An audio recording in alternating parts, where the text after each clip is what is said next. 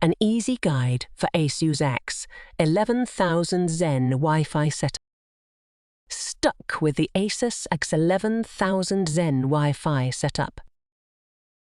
You are at the right place.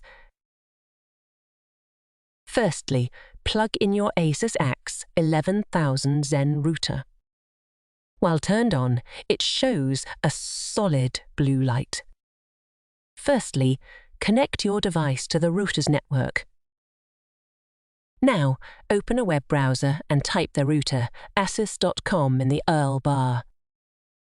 You will see the web interface and proceed with the setup properly. You have shown different devices, so click on the Zen Wi-Fi or Zen Mesh. Now, find your model on the screen and click on it. Wait for a minute till it discovers your network.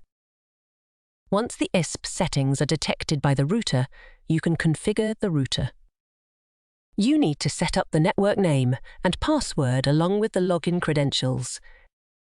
Finally, after the setup, the app will detect the nodes and you can set them up accordingly.